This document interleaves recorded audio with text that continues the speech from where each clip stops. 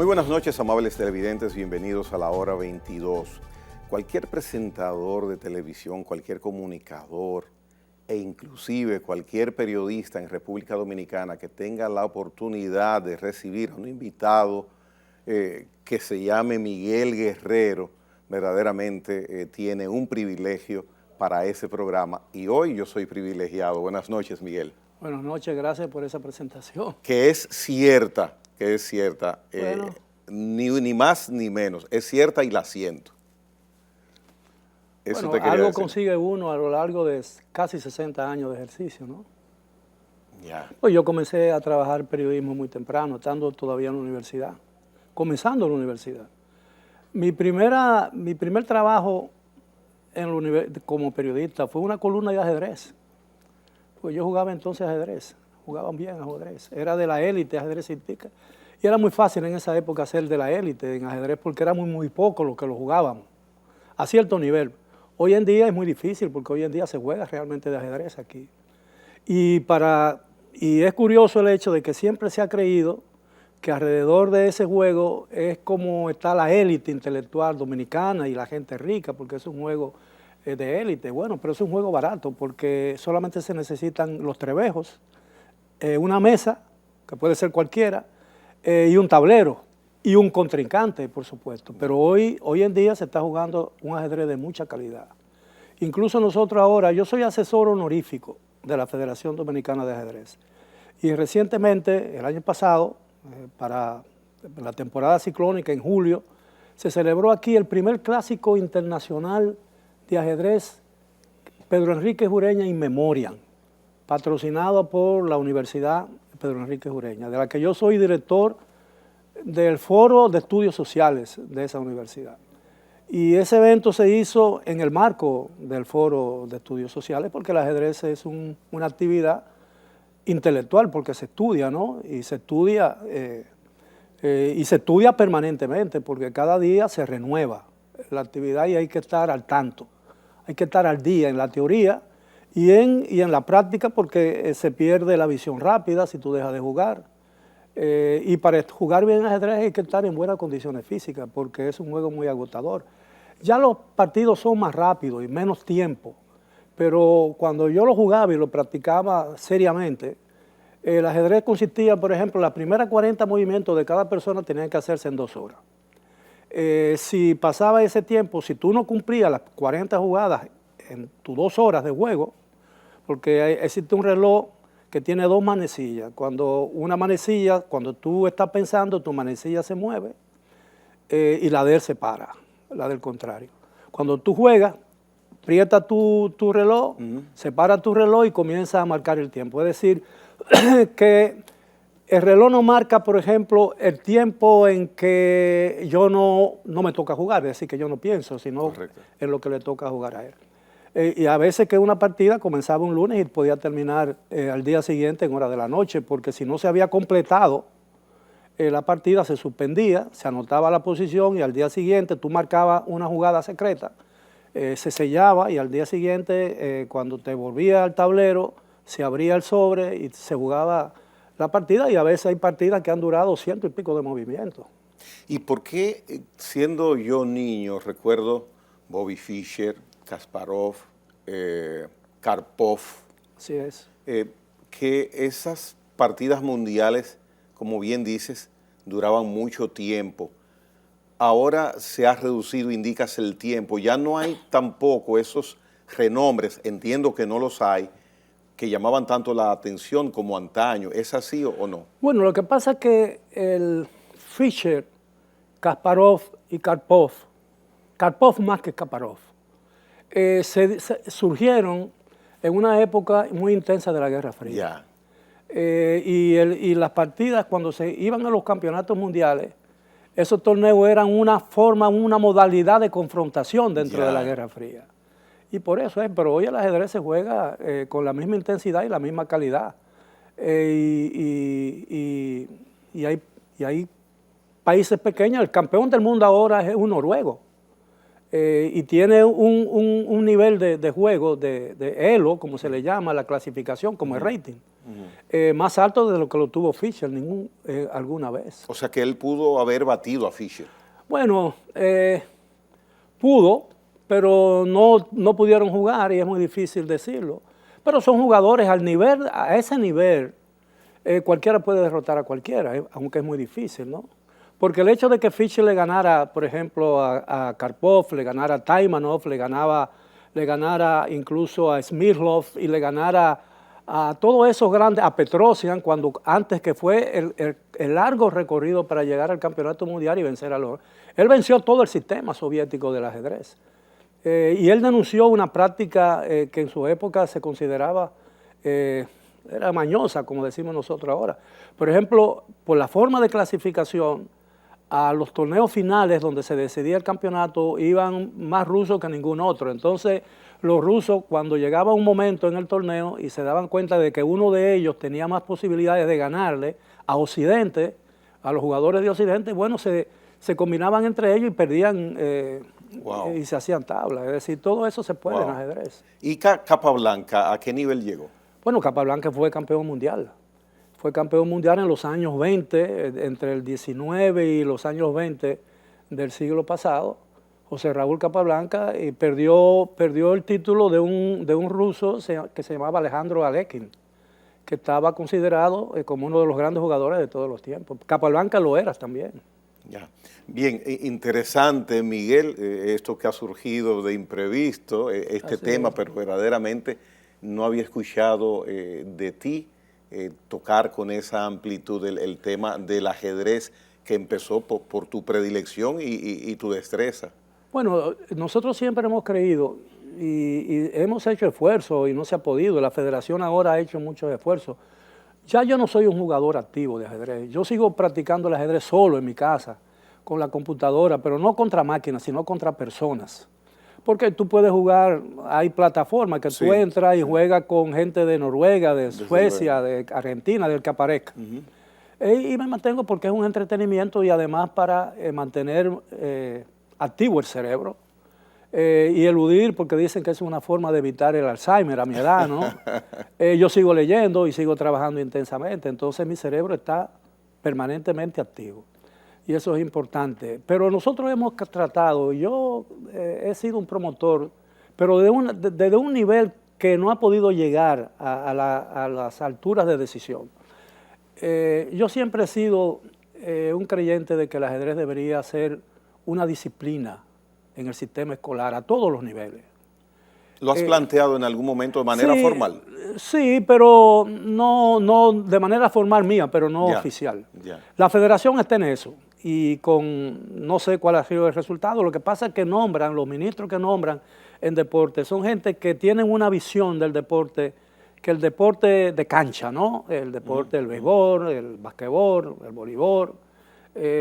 Y eso es importante, pero también lo es importante el ajedrez. ¿Hay algún sistema educativo que lo haya asumido? Bueno, casi todos los países del primer mundo y otros que no son del primer mundo tienen el ajedrez como una disciplina en el sistema escolar, especialmente en los niveles bajos del sistema, porque el ajedrez tiene algunos atributos muy buenos.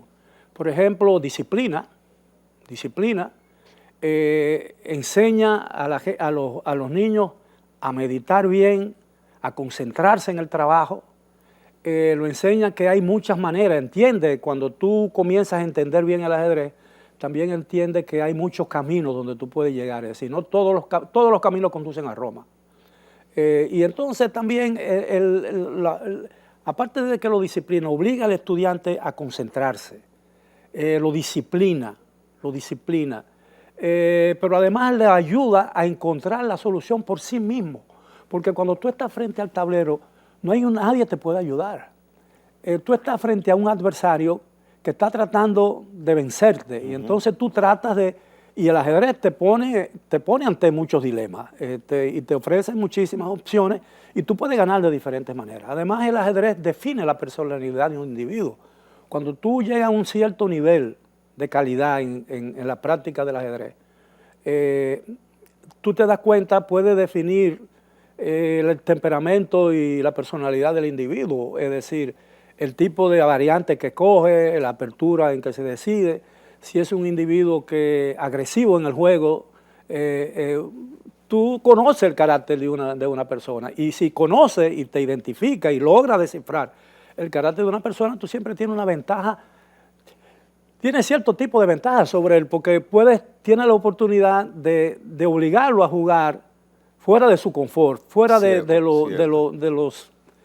los planteamientos de donde él se siente más cómodo. Pues si es un jugador muy estratégico, te va a rechazar las complicaciones tácticas en el juego.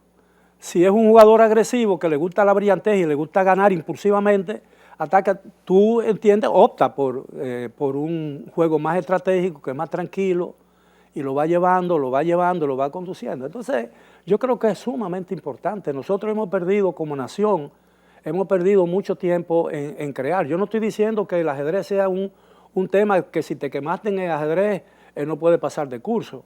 Pero puede ser una disciplina obligada a ciertos niveles. Complementaria ser, por lo menos. Opcional, por ejemplo. Debe ser obligado, debe ser una disciplina que se enseñe en todos los niveles. Pero puede ser, después que tú enseñes y conoces los fundamentos y conoces todo eso, tú puedes optar por seguir estudiando el ajedrez. Pues después de una profesión, hoy en día el ajedrez es una profesión. Qué interesante. Y los jugadores de ajedrez, entiendo, que también reciben, igual que cualquier deportista, una remuneración. Pues claro, en la Federación Internacional de Ajedrez, que los rige, todos los torneos son con premio en metálico. Todos. Y un campeón del mundo, un torneo, por ejemplo, entre los 10 o 12 jugadores mejor clasificados del mundo por puntuación ELO, los premios son de cientos de miles de dólares a cierto nivel. Un campeón del mundo no te vaya a jugar por $15,000. Bueno, pues pienso que después de estas palabras tuyas, estas explicaciones, estoy seguro, algunas personas que ven el programa en este momento que se aperturarán a darle cabida al ajedrez. Estoy seguro de eso, por la forma tan sencilla, clara y con conocimiento de causa que lo has explicado. No, y además es un juego muy divertido.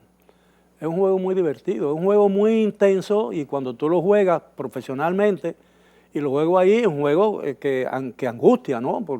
Pero cuando tú lo juegas como una diversión, es una actividad intelectual el ajedrez. Cierto. Una actividad intelectual. Te pregunto, aprovechando este tema del ajedrez, si tu más reciente producción literaria, Miguel Guerrero, uno de nuestros mejores y más buscados escritores, tiene Jaque a la Libertad, y el título visual, la portada visual de Jaque a la Libertad, nada más y nada menos que esa pieza del ajedrez es la dama. Sí, claro. Jaque a la Libertad, Miguel, habla básicamente del derecho a la no asociación. Tuviste, como es conocido por muchas personas, una férrea posición en un determinado tiempo, hace ya ciertos años en el país, con respecto al derecho de no asociación, pero en ese momento, en el área de tu profesión, la del periodismo, en el área de la comunicación. Háblanos de Jaque a la Libertad. Bueno, la conversación del ajedrez no tenía que ver nada con este libro, pero... Habla de tu coherencia. Sí, pero fíjate que en la portada hay un rey. Esa es la ficha que simboliza el rey en el ajedrez. Yo dije la dama, es el rey. No, es el rey. Es el rey. El rey es el objetivo final de una partida de ajedrez. Porque para tú ganar tienes que darle mate al rey, es decir, matar al rey. O ponerlo en condición de que se rinda, en una rendición. Entonces, cuando el rey está amenazado por una pieza del contrario, es lo que se llama un jaque. Y cuando el rey no tiene salida, porque el rey cuando está en jaque tiene varias opciones, o se come con el propio rey o con una pieza suya a la otra del contrario que tiene en jaque, se mueve a una casilla donde se libra de la acción de la pieza contraria, o pura y simplemente se cubre, es decir, cubre si es un alfil y el rey, y bueno, pues los que saben el ajedrez me entenderán, Si es un alfil el que hackea al rey y le da jaque, no sé si en ajedrez se llama hackear, es un jaque. En inglés es check. Entonces, cuando está en jaque, como la acción de un alfil es en vertical, cada jugador tiene dos alfiles, uno que se mueve en casillas negras y otro que se mueve en casillas blancas. Entonces, si el rey tiene la opción de cubrirse, es decir, poner una pieza suya que trabe o que impida la acción de la pieza que le está dando el jaque, entonces el rey se libra. El rey solamente se puede mover una casilla de uno a uno. Tiene el movimiento, salvo en su primer movimiento, que se puede lo que se llama enrocar, es decir, mover si se mueve para el lado, si se enroca por el lado del rey, se mueve dos casillas y la torre que está en la esquina le da la vuelta y se pone en la casilla donde va en la columna, en ese caso, del alfil. Y si es por el lado de la dama, es decir, del lado izquierdo, es 2, pero la torre se mueve 3 veces. Interesante. Cuando está en jaque no se puede enroscar. No se puede enroscar. Bien. Entonces, el ajedrez, eso. Entonces, el libro, yo usé la palabra jaque a la libertad. Y si tú me permites, yo puedo brevemente explicarte el caso. En 1975, el entonces Sindicato Nacional de Periodistas Profesionales propuso, con el apoyo del PRD, faltaban 3 años para las elecciones, con el apoyo del PRD propuso una ley de colegiación que hacía obligatorio, pretendía hacer obligatorio la pertenencia a ese colegio para poder ejercer el periodismo. Y tenía varias opciones, o tú podías, y para hacer el colegio tú tenías que tener un título de periodismo de una universidad. Yo siempre entendía que eso era alguna forma de censura y algún intento de control de la actividad periodística, porque en otros países habían sufrido ya la experiencia de que cuando un gobierno autoritario controlaba la directiva de un colegio que hacía obligatorio a los periodistas pertenecer a ese colegio para ejercer la profesión, no tenía necesidad de dinamitar periódicos, de matar periodistas, ni encarcelar periodistas, porque bastaba que el colegio te expulsara y te aplicara un código de ética, te expulsara del colegio y ya tú no eras periodista. Y entonces a mí me parecía absurdo, primero porque en esa época, en el 75, más del 80%, mucho más del 80%, yo no, porque yo había sido egresado de la universidad, que ejercían el periodismo, algunos con muy alto nivel de calidad, no habían estudiado periodismo en ninguna universidad. Y te hago un paréntesis pregunta, ¿por qué surge del centro del sindicato de periodistas esa motivación para proponer algo que evidentemente iba a perjudicar a la gran masa de personas que ejercían el periodismo en ese momento? Ellos hacían la salvedad de que al momento de aprobarse la ley, los que ya estaban trabajando en un periódico automáticamente sí iban a ser asimilados. Muy bien. Pero entonces... ¿Quién presidía el sindicato? ¿Recuerdas? No recuerdo, pero eso es irrelevante, porque yo tampoco quiero entrar en polémica con eso. Bueno, la lucha duró 16 años y el proyecto fue aprobado por el Congreso con la cláusula de la obligatoriedad.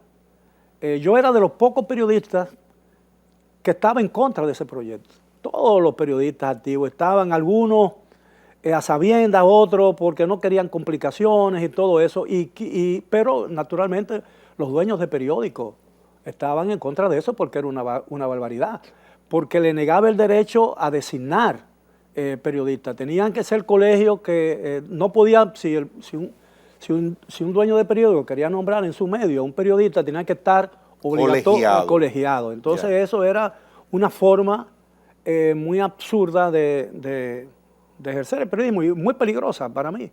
Y yo era de los pocos, había 3 o 4 periodistas en todo el país independientes, yo me llamaba independiente, que apoyaban la posición de los diarios. Entonces yo era un reaccionario, yo era un títere del imperialismo, del empresariado. De los empresariados y todo ese tipo de cosas. Incluso yo acudí, y ahí en el libro se reproduce algunas algunos planteamientos míos que yo hice en audiencia, en vistas públicas en el Congreso de la República.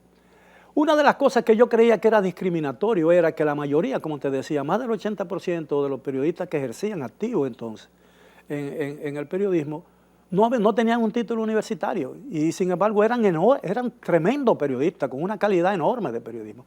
Porque el periodismo es esencialmente una profesión, es una actividad vocacional.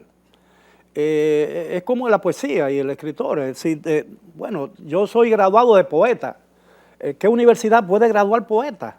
¿Entiendes? Las universidades te dan un título, un título de licenciatura de periodista, pero el ejercicio es el que te hace periodista, ¿entiendes? Entonces, yo me opuse a ese tipo de cosas. Entonces, la obligatoriedad todavía existe. Bueno, te decía que había sido aprobado en el Congreso. Se fue aprobado por el Congreso. ¿Pero fue promulgado o no? No. Pero los dueños de periódicos lo gestaron y eso fue un asunto, volvieron a aprobarlo, se le hicieron enmiendas y todo ese tipo de cosas. Finalmente, en el 1991, 16 años después, se aprueba sin la cláusula de la obligatoriedad. Entonces, no había problema, sí, porque yo podía ejercer el periodismo. Si me quiero inscribir en el colegio, me inscribo. Si no me quiero inscribir en el colegio, no me inscribo. Si me inscribo en el colegio y mañana quiero salir del colegio, salgo del colegio. Si quiero volver a entrar, entro, ¿entiendes? Entonces, eso no ocurre con otras profesiones liberales. Entonces, todavía la cláusula de obligatoriedad constriña el ejercicio profesional de abogados, de médicos, de ingenieros, arquitectos y todas esas cosas. Porque tú te estudias Derecho, te haces abogado, pero para poder ejercer la abogacía, como para poder ejercer la ingeniería y poder ejercer la arquitectura y poder ejercer, cualquier otra profesión colegiada, abogado o notario, tienes que pertenecer a un colegio. Y esos colegios son clanes manejados por élites profesionales que se perpetúan en esas cosas y son más que colegios profesionales, son gremios que incluso se afilian a partidos políticos. Fíjate que a través de la historia... Yo le quitaría el incluso. Sí, exactamente.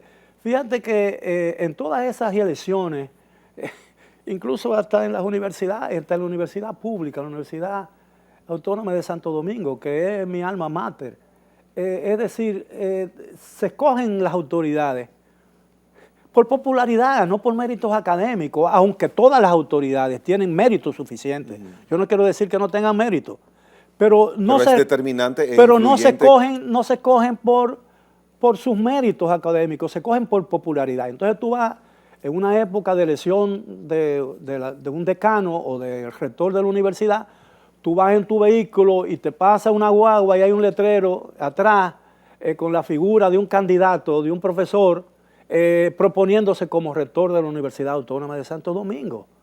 Entonces, a mí me parece que eso en algún momento eso tiene que cambiar, ¿no? Y en el caso de la Universidad Autónoma de Santo Domingo, es harto conocido que la definición del rector ganador fue gracias al apoyo de determinado partido político. Claro. Eso es un hecho fehaciente y evidente.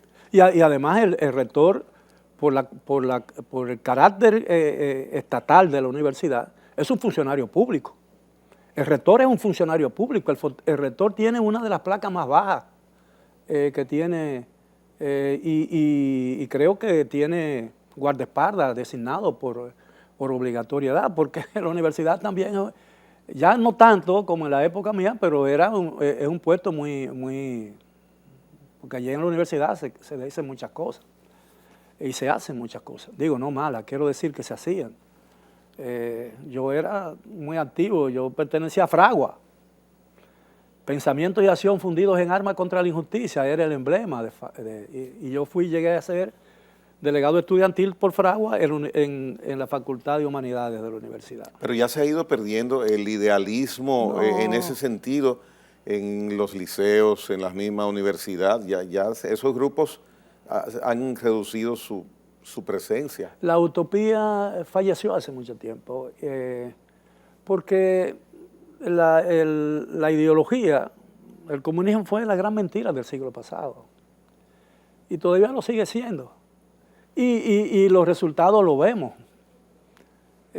Porque,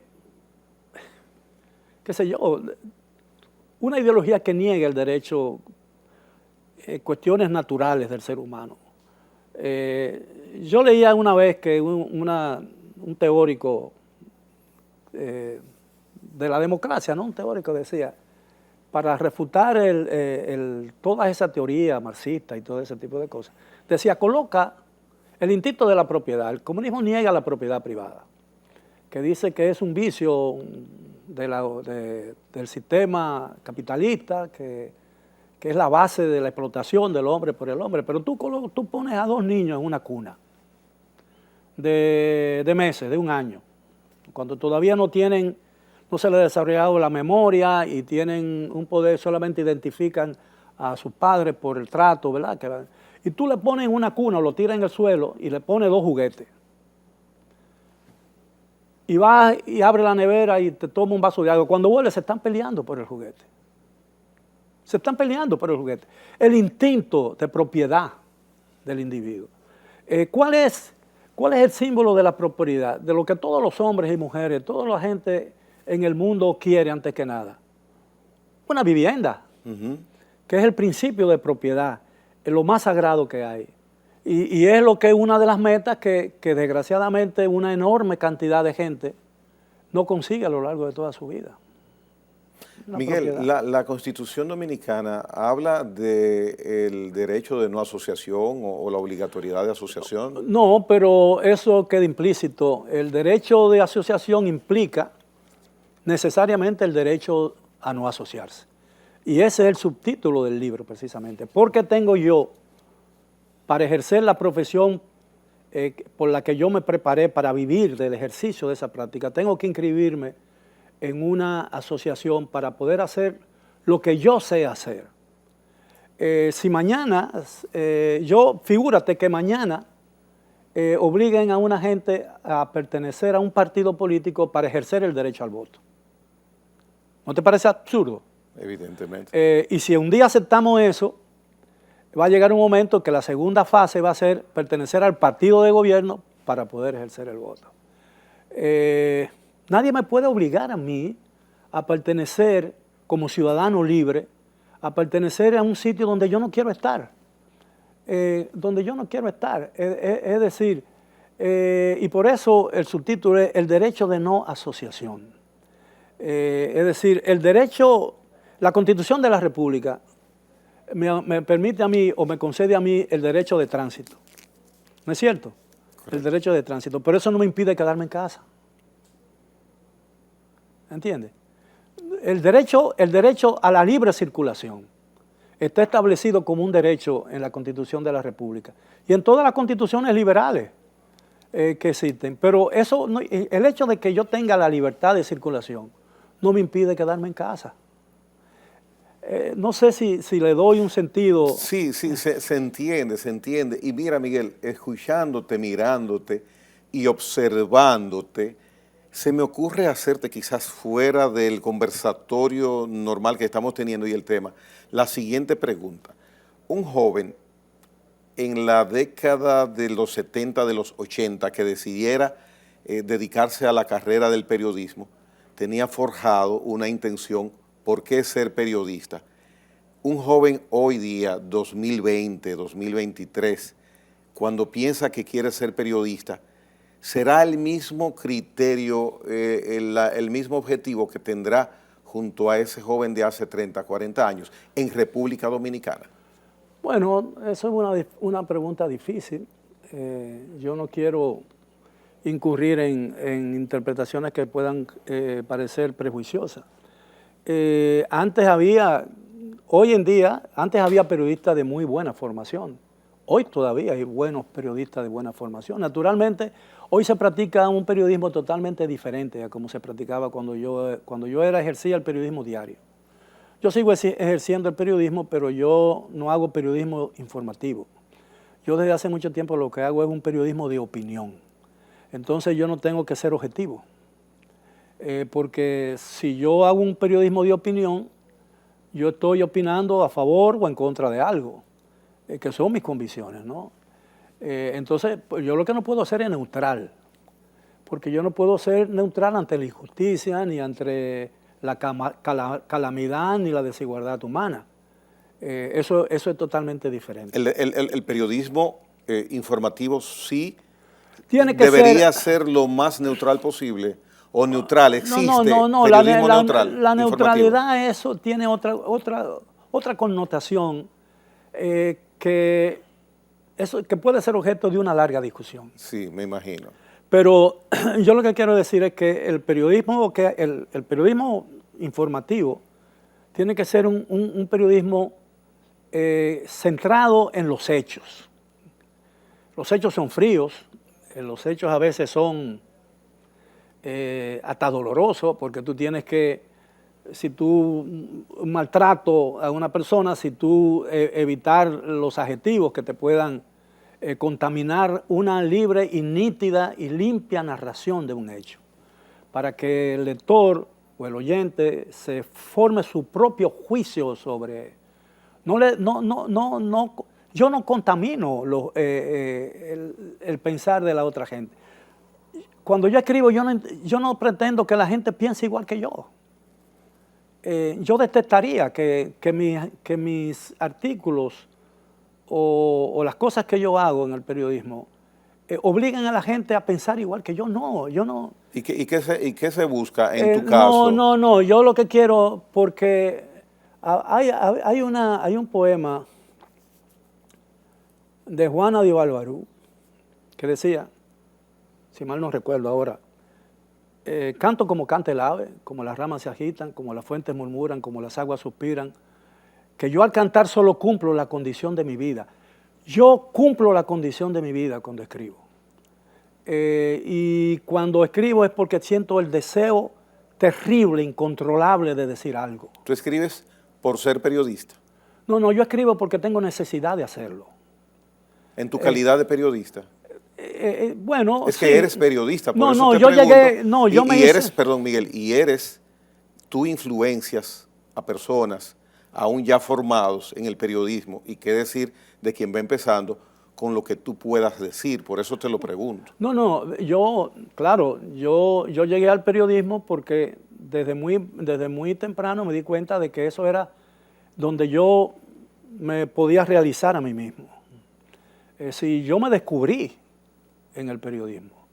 Y entonces mucha gente se descubre en la medicina, se descubre en la arquitectura. Todas las profesiones tienen algo que decir. Ya. ¿Tú crees que puede existir algo que muestre más y que pueda decir más que un buen diseño arquitectónico? ¿No? Lo dice todo. Y entonces a veces con la palabra uno puede decir muchas cosas, porque las palabras te permiten revelarte a ti mismo, es decir lo que tú sientes y que tú lo hagas. Yo quizás cuando yo escribo, lo único que yo pretendo es que aquella gente que no son o que no han tenido la oportunidad de pensar puedan hacerlo.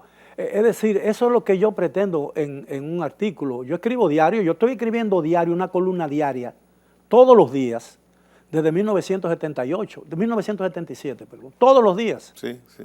Son 17,000 y tantos artículos, aparte de mis libros. Entonces, si yo puedo hacer que una persona diga, piense o comience a pensar en sí, logré mi objetivo, pero mi intención nunca ha sido hacer que una gente piense igual que yo, ni influir en sus pensamientos. Yo no quiero cambiarle la mentalidad a nadie. ¿Eres practicante de un estilo periodístico o es tu estilo de ser periodista? Bueno, con la práctica uno encuentra su estilo. Yeah. El estilo es uno mismo. Yo creo que yo me dibujo cuando escribo. Creo, no sé. Por lo menos yo no quiero ser muy pretencioso. Pero yo creo que una gente puede descubrirme o puede saber quién soy yo y cómo pienso cuando yo escribo. A veces uno puede escribir muy bonito y no dice nada. Yo trato de decir algo, porque me sale, siento la necesidad de decir algo. Y por eso es que yo incluso soy muy activo en Twitter. Bastante. Porque a veces no puedo, tengo que esperar otro día para que escribir en un periódico, entonces Twitter a veces mi esposa me lo censura, porque tienes que ser más cauto en Twitter, Eres ¿no? bastante activo para no suerte de alguna gente. Bueno, pero yo creo que si hay algo de lo que yo pueda vanagloriarme como periodista, a lo largo de casi 60 años de ejercicio y de 17 libros, es que nadie se ha sentido ofendido nunca a mí y nadie me ha demandado, me ha intentado hacerlo. Y fíjate que yo escribo sobre temas contemporáneos. Yo no escribo, por ejemplo, de historias sobre lo que pasó en los años 20 del siglo pasado, ni cuando el país estaba involucrado en la lucha independentista, ni en la restauración. Yo escribo sobre la historia reciente. Y la mayoría de los libros que yo he publicado de historia lo he hecho sobre personas que están vivas, incluso muchas de ellas ejerciendo todavía un papel importante en la vida nacional, ya sea político o empresarial o de cualquier otra, y militar incluso. Ya. Miguel, vamos a pausar. Cuando regresemos, tengo una gran inquietud. ¿Por qué el periodo de la historia de República Dominicana, que va de 1978 a 1986, tú lo calificas porque es una crónica fallida de un periodo en esos años que yo he mencionado, ese periodo de años, tú lo calificas ese periodo como una transición fallida, 1978, 1986. ¿Por qué? ¿Por qué? Lo responderá Miguel Guerrero al regresar, otro libro de su autoría.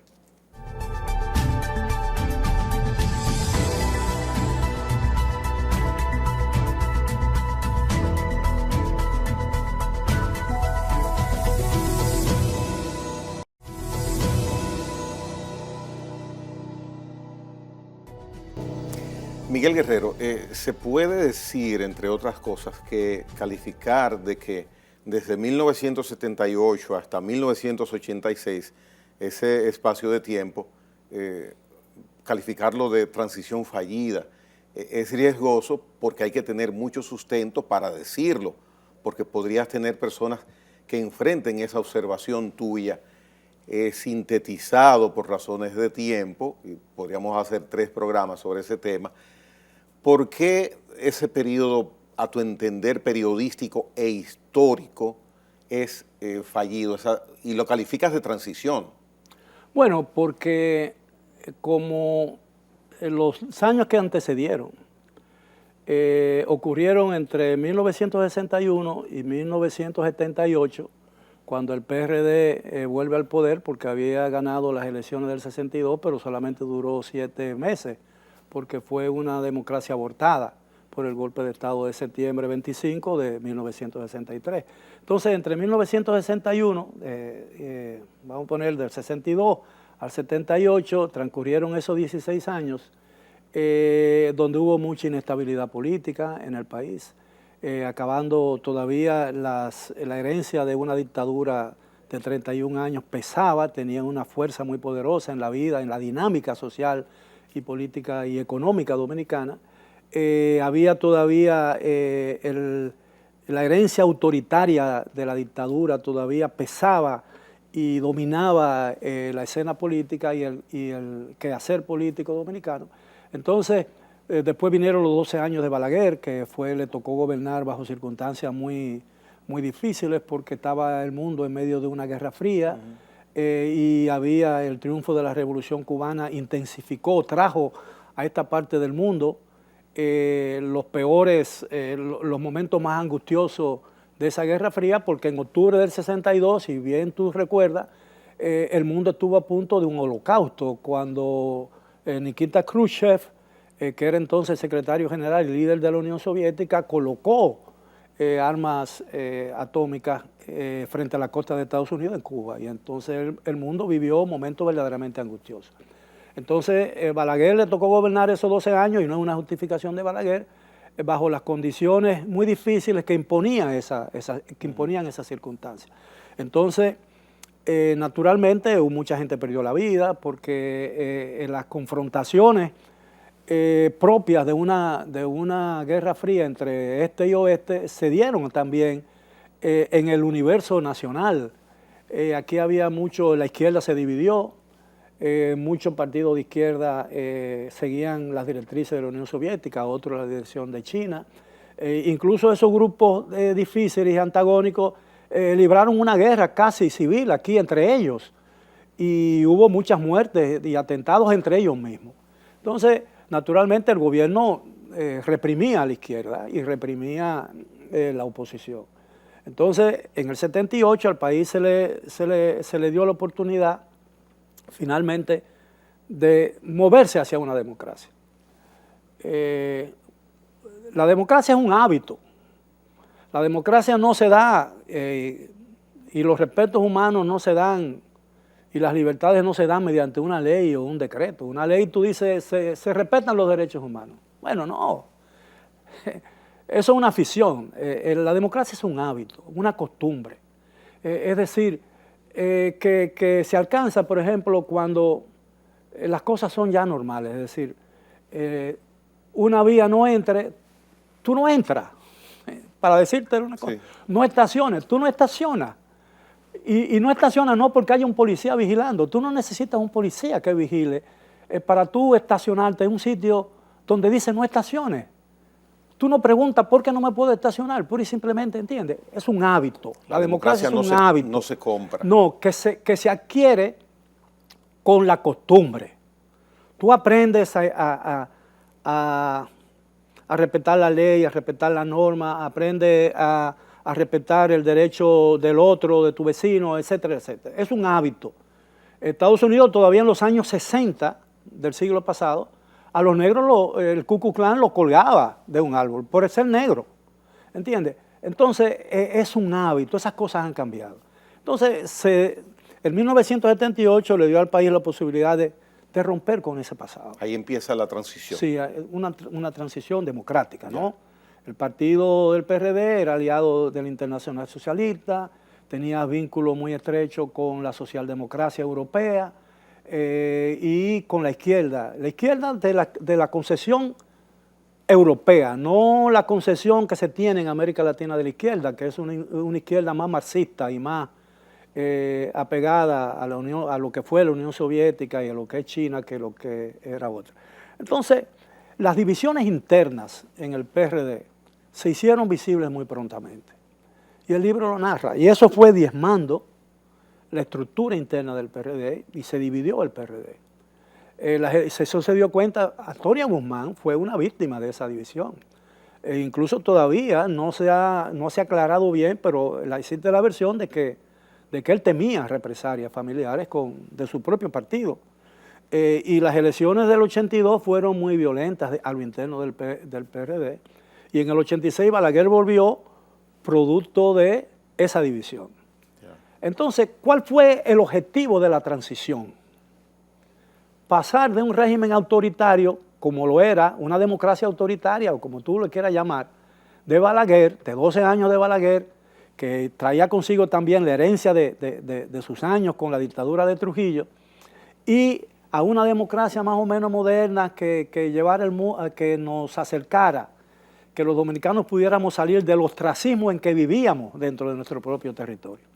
Entonces, resulta que Balaguer vuelve al poder en el 86. Entonces, el objetivo de una transición no se dio. Y eso le costó al PRD, del 86 aquí han sido 14 al 20, 34 años. Le costó, de esos 34 años, le costó 30 estar en la oposición. ¿Te ha costado a ti este libro, esa transición, enfocarla desde ese punto de vista analítico, periodístico, histórico? ¿Te ha costado alguna amistad, alguna crítica dentro de algunos actores que hoy todavía están vigentes? Bueno, no, porque yo evito los juicios de valor. Pero el título en sí es un juicio de valor, bueno, lo calificas de fallido, algo que fue una ilusión. Pero es una realidad. Es decir... ¿Se ha aceptado entonces bueno, sí, tu evaluación? Sí, pero yo cuido mucho de... y yo me ciño a los hechos. Yo me ciño a los hechos y ahí nadie ha podido... Tú puedes estar en contra y decir que yo estoy equivocado. Tú puedes decir que yo, no sé, que yo puedo tener prejuicio, pero nada de lo que yo digo ahí ha sido refutado, que es lo que importa. Yo entrevisté a la mayoría de la gente que aparece en ese libro. Es decir, yo lo que he hecho es reproducir. Y la historia necesita ser analizada. La gente tiene miedo de contar su historia. Y cada uno de nosotros juega un papel en la historia. Naturalmente, cuando yo soy muy dado, porque como yo estudio, como yo escribo e investigo sobre la historia contemporánea dominicana, y tengo muchas fuentes de información válidas, vivas, disponibles. Yo no solamente me ciño a la investigación a través de un documento, porque así como un juicio oral puede ser fantasioso y puede ser, no puede tener mucha validez, también lo puede tener un documento histórico, porque lo que se publicó, una mentira que se publique hoy en un periódico, o una declaración, o una investigación, dentro de 5 años es un documento histórico. El comportamiento de nuestra clase política influye bastante en el comportamiento de nosotros en la sociedad, nos influye, nos afecta, nos conviene, nos perjudica.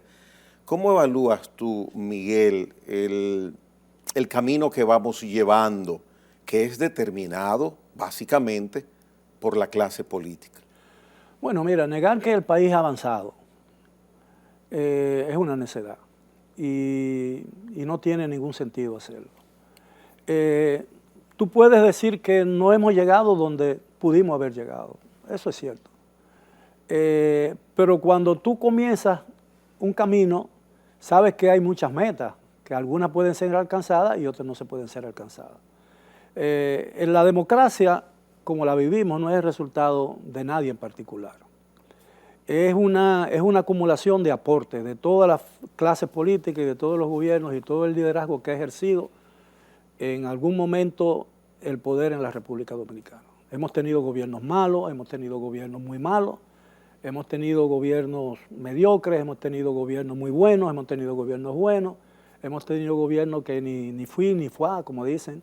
Y de alguna manera todos y cada uno de ellos ha dejado algún aporte que bien usado y bien interpretado han permitido construir lo que hoy tenemos como una democracia. La democracia no es el resultado de la acción de un solo partido, de un solo sistema de gobierno.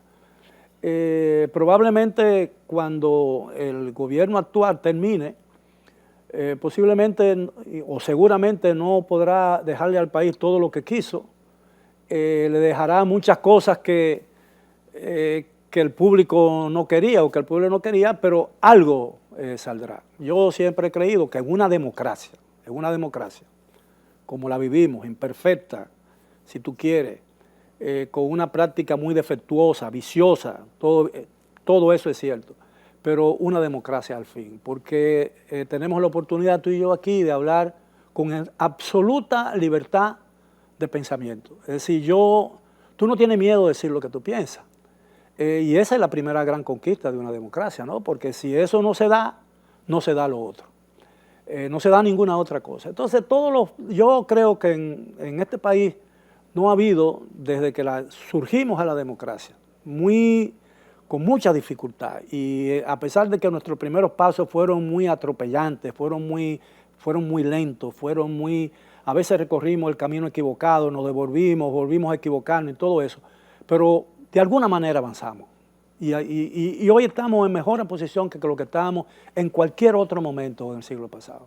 Porque yo creo que no hay gobiernos enteramente buenos en una democracia, ni gobiernos enteramente malos en una democracia. Este gobierno dejará algunas cosas buenas y dejará algunas cosas que necesitarán ser corregidas. Lo mismo ocurrió con el gobierno anterior. Lo único que yo veo es que el gobierno anterior que este gobierno ha cometido el error de creer que todo lo que se hizo antes estaba malo o estaba equivocado. Y ha echado a perder algunas cosas que verdaderamente eran conquistas importantes del pueblo dominicano. Yo no quiero entrar en detalles sobre eso, pero la gente lo nota y tú lo notas la queja de entonces. Y probablemente yo espero que si hay un cambio de gobierno en el 24 o en el 28, cuando sea, las cosas buenas que puedan haber dejado lo que esta gente o la que le sigue a esta gente se respeten, porque la construcción de un sistema democrático no es la de un solo esfuerzo, es el empuje de mucha gente en muchos periodos difíciles, porque cada periodo trae retos totalmente diferentes, hay desafíos a los que no hemos podido enfrentar yo no diría que con seriedad, sino hemos podido enfrentar con éxito todavía. Por ejemplo. Bueno, yo creo que el país, hablamos de crisis económica, yo creo que aquí no puede hablarse de crisis económica porque crecemos a un nivel muy alto de economía. Bueno, crecemos a un nivel muy alto, pero no hay ese crecimiento de la economía no se distribuye. Lo que ha hecho es que ha traído consigo una concentración de riqueza. Pero aquí lo que hay es verdaderamente una crisis social, porque cada día, a pesar de ese crecimiento, aquí hay cada día una desigualdad muy grande.